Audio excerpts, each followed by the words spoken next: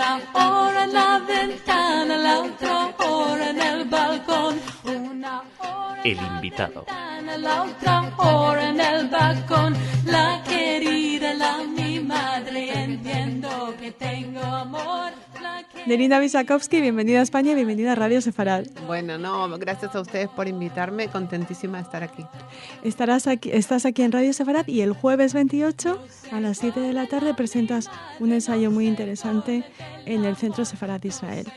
Lleva por título Argentinos, judíos y camaradas tras la utopía socialista.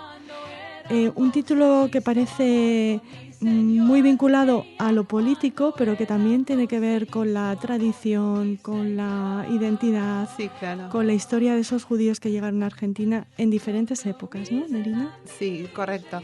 Bueno, en principio te cuento que no es un ensayo, sino que es el producto de una tesis doctoral.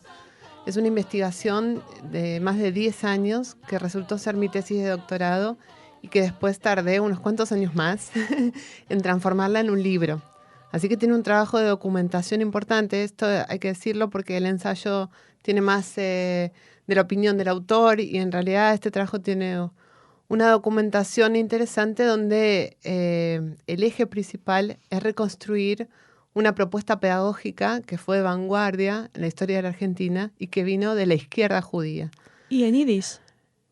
En yiddish una primera parte, hasta más o menos entrados los años 60, y luego también en castellano, porque la propuesta pedagógica no solo se trataba de los tiempos escolares formales, sino del tiempo, la educación en el tiempo libre, la recreación, los kinderclubs, las colonias vacacionales. Nosotros ahí tuvimos una colonia muy famosa de la que salieron importantes pedagogos, que se llama, porque todavía funciona, Summerland, y bueno, muy vinculada a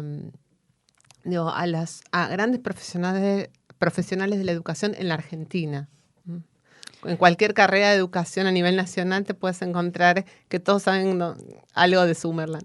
¿Y tú eres hija de este movimiento pedagógico? ¿O? Sí, así es, yo soy hija y la verdad es que esto empezó porque, la idea de trabajar esto como una tesis de doctorado, porque justamente estaba en un proyecto que hace más de 10 años que buscaba hacer la historia de la educación judía en Argentina. Y bueno, me encontré que faltaba un poco, faltaba bastante, la historia de estos grupos que fueron más bien laicos, que no fueron religiosos para nada, más bien fueron marxistas ideológicamente, en distintos grados, ¿no? Porque pertenecieron a un movimiento que se llamó Yiddischer Kulturverband, que es de 1937 en París, y luego se funda en 1941 en Buenos Aires, y agrupó a toda una serie de instituciones filiadas con el Frente Antifascista, el Frente Popular.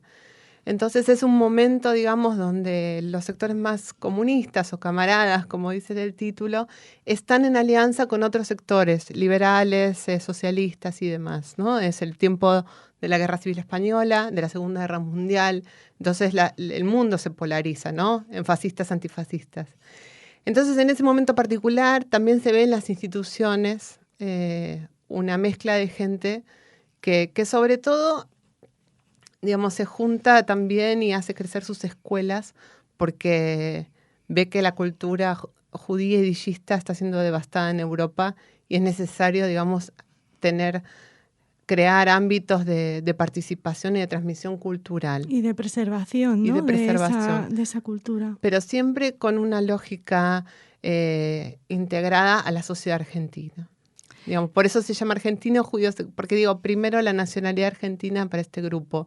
Y cuando llegó el Estado de Israel y llegó esta definición de lealtades, ¿no? Uh-huh. ¿Qué sos más vos, israelí o más argentino, no? Incluso había un chiste, si hay un partido de fútbol, ¿vos por quién hinchabas? ¿Por Israel o por Argentina? A mí me lo preguntan claro, todavía, bueno. O sea que... Entonces, digo, estas dificultades identitarias son las que a mí me interesan y las que trabajo en el libro, ¿no? Cómo definen una identidad y cómo definirse argentinos con tanta fortaleza y parte del pueblo argentino es también una manera de ser integrados y de luchar contra el antisemitismo, ¿no?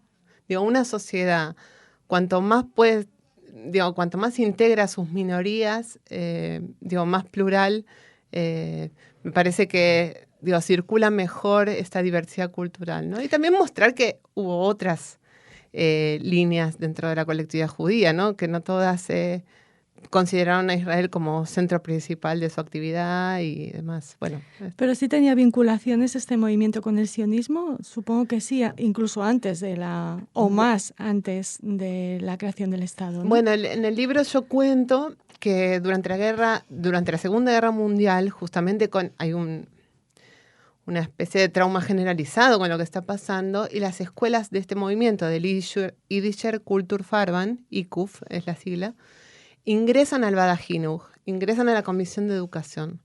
Pero después, cuando llega la Guerra Fría y el mundo se divide, ¿no?, entre yanquis o marxistas, y empiezan los problemas en el 52, y empieza a haber en el 56, cuando Khrushchev habla en el 20 Congreso del partido y, digamos, se sabe de las purgas, de la matanza de escritores y demás, y, digamos, está muchos comprobado de ellos judíos, además. Sí, y se comprueba que hay antisemitismo en la Unión Soviética. Eso produce como un quiebre importante entre los dos sectores.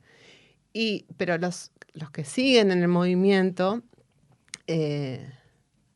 no siguen no más por una cuestión ideológica, digamos, sino porque también las instituciones a lo largo de los años van tomando dinámicas.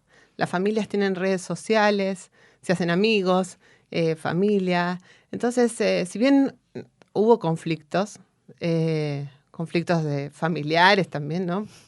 Políticos, los hay siempre en todos lados. Sí. Pero también yo exploro todo el tema de las redes de socialización. Y las redes de socialización son muy importantes, y por eso estudio el caso de Villa Lynch, que es un barrio donde hubo mucha presencia judía de oficio textil.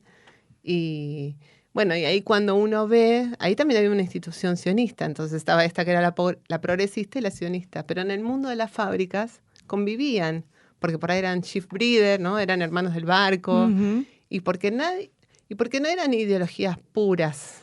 Nadie era ni tan. Entonces, bueno, esa es la vida, ¿no? Sí. Y me imagino, Eso. Nerina, que también la calidad era muy alta de estas escuelas, y mucha gente llevaría a sus hijos únicamente más allá de lo ideológico para que tuvieran una formación la mejor posible, Por ¿no? supuesto. La propuesta era de vanguardia, y además era reconocida incluso por la comunidad barrial no judía. Venían chicos a esta institución y a otras que no eran judíos.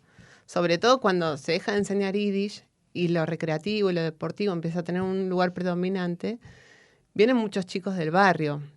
Y justamente se terminan transformando en clubes barriales, ¿no?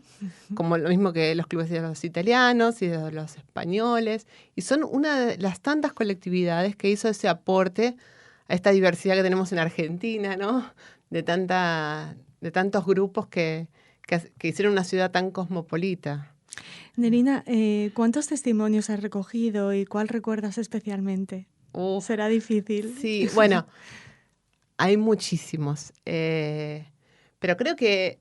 Y de diferentes generaciones, imagino, ¿no? De diferentes generaciones. El libro explora más o menos entre los años 20 y fines de los 60, 1968. 1967, 68, un poco el quiebre que se da con la Guerra de los 6 días también es un momento, así como dije antes, el 56, el 67 es otro momento así como de conflicto ideológico fuerte, que eso impacta en el público, en las instituciones.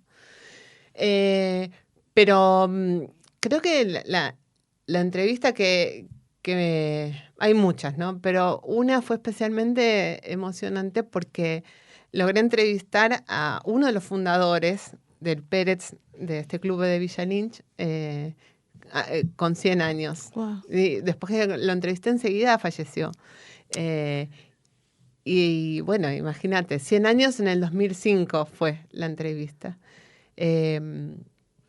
Entonces, me contó cosas del año 45 de una manera muy, muy vívida, ¿no? Pero todo el tiempo decía en su discurso, de lo poco que se acordaba, bueno, igual nosotros.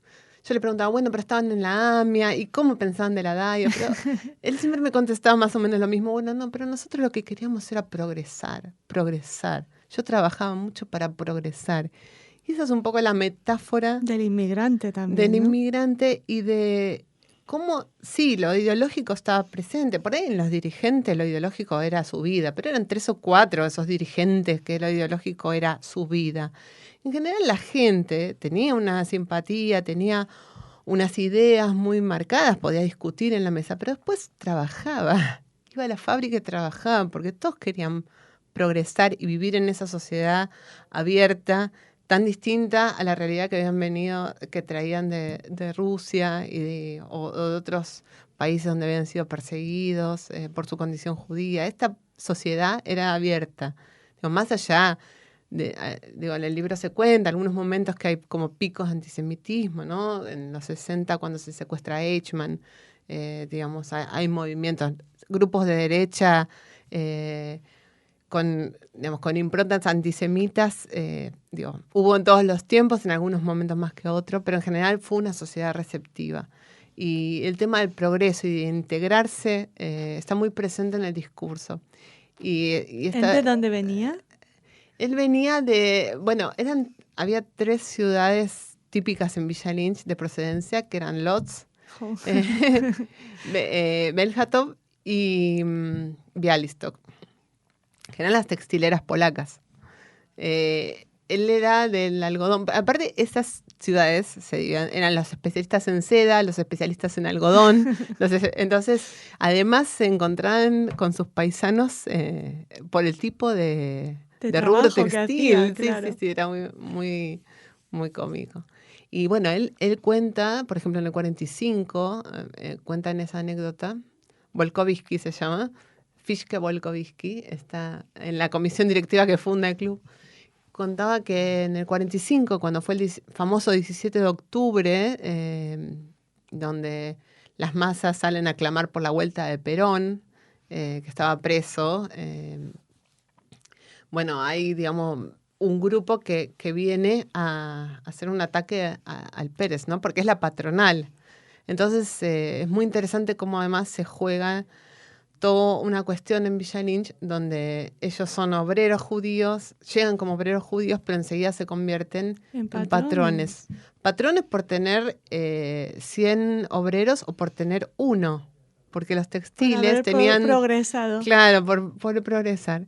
Y bueno, entonces eso, bueno, como te decía, me interesan los temas identitarios y eso crea una tensión interesante en el discurso, que es marxista y que, digamos, cuestiona las relaciones laborales del capitalismo y, por otro lado, ellos que cada vez más están viviendo esa realidad de progreso y de estar del lado de la patronal, ¿no? Entonces, Villa Lynch es un caso, pero para mí espectacular, para ver un montón de cuestiones, así que, bueno, ese fue mi caso de estudio, pero en realidad el libro trata de hacer una postal de todo lo que fue este movimiento judío-progresista durante el siglo XX, que un poco quedó fuera de la historia, porque cuando la comunidad judía, claro, cuando la comunidad judía hace su historia, los considera un poco, digamos, entre comillas, asimilados, y no porque no han hecho sinagoga, porque, digamos, no han reconocido al Estado de Israel de la manera que las instituciones sionistas lo reconocen. Entonces, quedó un poco ahí afuera. Luego, el Partido Comunista, las historias del Partido Comunista los toma como militantes, desconoce su dimensión étnica, que la hubo, porque las instituciones se llamaron Peretz, Sholem, digamos, si bien no tuvieron sinagogas o no profesaron la religión. La identidad judía era evidente. Sí, se habló de Pesach y se habló de la liberación de los judíos y con todo un sentido político, si querés. Pero, digamos, había una tradición muy fuerte y además hasta los años 60 se enseñó en Yiddish. O sea, elementos... tal vez las generaciones de la actualidad no tienen tanto bagaje como el periodo que yo trato, pero sí lo había. ¿Qué queda de eso? Ahora que... No, bueno, ahora, a ver, las instituciones todas se han achicado, pero bueno, ya te digo, para mí eso puede verse como un síntoma de éxito, porque los judíos están más integrados a otros espacios de la sociedad. Y ahora hay una escuela muy buena, que es una escuela integral, laica, donde no se enseña judaísmo, pero se respetan algunas tradiciones, que está en el famoso barrio de Villa Crespo, un barrio tradicionalmente donde había mucha colectividad, que tiene una propuesta pedagógica muy avanzada, o sea, nunca tienen vacante porque hay muchos chicos que van allí, y la colonia de vacaciones Summerland, centros deportivos, pero se han integrado en una sola institución. Eso es en Buenos Aires. Después hay ¿En una sola institución que se llama? YOL en Buenos Aires. YOL en Buenos Aires. Luego está la institución en la periferia, está el Pérez de Lanús, que es ¿sí? ¿Vos conocés? ¿Vos conocés? Un poquito. Porque en la radio no se ve, pero ella me mueve la cabeza como si conociera. Lanús está en la periferia, en el conurbano. Y bueno, hay una institución muy entrañable allí. Luego está Santa Fe, Rosario, Mendoza, Córdoba, Montevideo. Ahora estoy estudiando un poco Montevideo, San Pablo y Río de Janeiro. Wow. Porque además fue un movimiento del ICUF que tuvo su impronta regional también, ¿no? Así que, bueno, todavía hay mucho para hacer. Así como, digo, esta historia de los textiles de Villa Lynch, ojalá pudiera algún día hacer de cada barrio, de cada provincia, algo parecido, porque en cada barrio hubo distintos oficios, distintas familias, con otras historias. Eso te iba a decir, ¿cuántas historias? Es apasionante. Cuando vos vas a San Pablo y escuchás a los dirigentes o a los activistas de San Pablo contar cosas tan parecidas a las que pasaron en Buenos Aires, a pesar de la diferencia idiomática y cultural y todo, parece increíble, ¿no? Digo, como hay el alguna espíritu era el mismo, ¿no? Sí, ideológica, que tiene que ver con esta formación en este ámbito antifascista, digamos, ¿no? Nerina, vas a estar acompañada por Marisa González de Oleaga, de la UNED, Gustavo Prado, de la Universidad Complutense, y esperamos estar algunos de Radio Sefarat acompañándote, y también habrá música de una buena amiga de Radio Sefarat también. Sí, bueno, esa es una sorpresa. La verdad que no sé si de contarlo, porque si lo cuento deja de ser sorpresa, pero... Lo dejamos ahí, lo que tú quieras. Lo dejamos ahí, sí. No, es una sorpresa que me regala Madrid, que me regala, no sé, las coincidencias, porque, bueno, es de lujo. Tenemos un show musical después de la presentación que se las trae. Una voz maravillosa con la que tienes muchas conexiones, ¿no? Muchas conexiones. Aunque no os conocierais hasta ahora. Muchas conexiones. Pero bueno, no digo, ¿qué conviene? ¿Decir o no decir? No, mejor dejo la incógnita para que vengan a escuchar. Vale, muy bien. ¿Quieres añadir algo más antes de despedirnos? No, bueno, agradecerles enormemente a la radio, a Casa Sefarat. Digo, me han tratado con una amabilidad, con una apertura, ¿no? Porque además de estar hablando de judíos que no fueron sionistas, estoy hablando de judíos askenazí en la tierra de los sefaradíes. Bueno. Entonces, bueno, eso habla de la diversidad de nuestra cultura y de nuestro pueblo. Y la verdad que eso es motivo de orgullo. Esa diversidad es motivo de orgullo. Y que en Madrid, digamos, con estas diferencias que te estoy mencionando, me hayan recibido con tanto cariño. También a mí, la verdad que son lecciones, son lecciones que nos tienen que servir a todos, ¿no? De cómo hacer las cosas.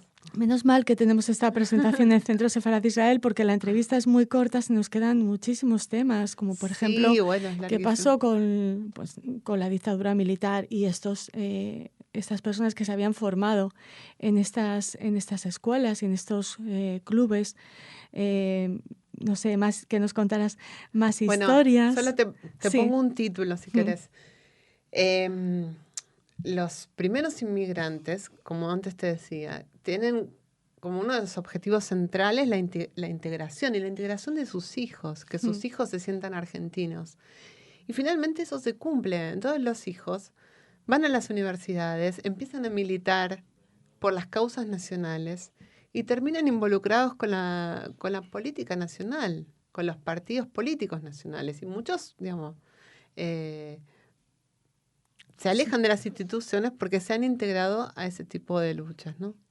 No voy ahora a ponerme a hablar de los años 70, pero eso tiene que ver con esta base ideológica. Desde luego que completamente. Sí. ¿Cómo nos hacemos con el libro? Por cierto, que no te he preguntado. ¿Cómo? ¿Cómo podemos acceder al libro? Bueno, en la presentación se van a vender. Logré que la editorial, con mucho esfuerzo, me mande una caja. No hay muchos, pero bueno, para los interesados habrá uno. Muy bien. Si no, también, bueno, por se puede internet, comprar por ¿no? internet, sí. Y Nerina, ahora la tecnología permite. Sí, eso ayuda mucho.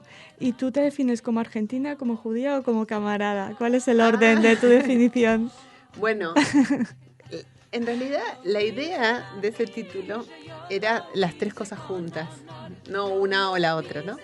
Y yo creo que es las tres cosas juntas. Muy bien, muchas gracias. No, a vos, Raquel, gracias. No son como los